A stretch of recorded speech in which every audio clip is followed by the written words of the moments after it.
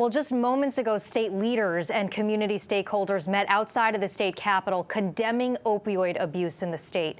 Fox 61's Matt Caron was there and explains what was discussed with this very important and very urgent topic. Matt. Yeah, that's right, Jen. All of these state leaders telling me the same thing, and that is, while we can't necessarily draw a straight line between the COVID-19 pandemic and opioid abuse, we do know that isolation and economic hardship do play a role in the rising tide of addiction, and that is what we are seeing here across the state of Connecticut.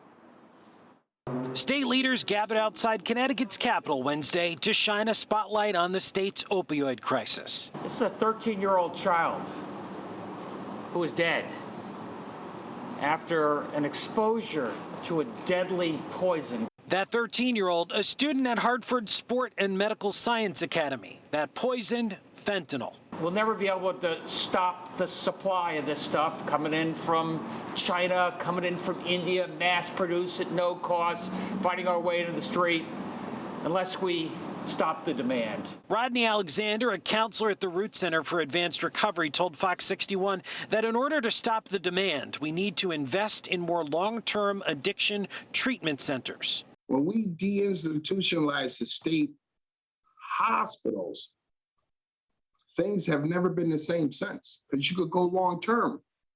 We need more long-term facilities in the state. The fentanyl that killed this 13-year-old 50 times more potent than usual. The supply is rampant out there, and it's dangerous, and it's a poison. Nobody knows that better than the scientists of the State-Controlled Substances Lab in Meriden.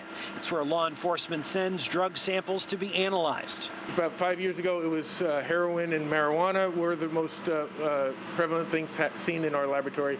Now we're seeing the fentanyl is topping the charts. We're told that fentanyl is now responsible for about 85% of all the opioid deaths in Connecticut, 1,350 deaths last year. This year, on pace for more than 1,500.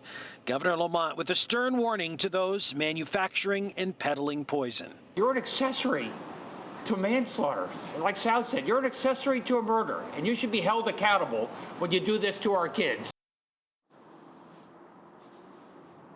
Strong words from the governor there, and state lawmakers say that they will also be introducing legislation which they think may help curb the opioid epidemic in the state.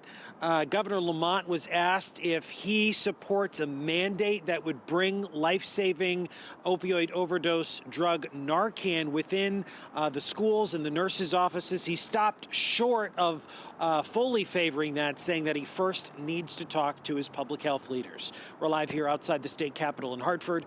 Matt Caron, Fox 61 News. All right, Matt, thank you.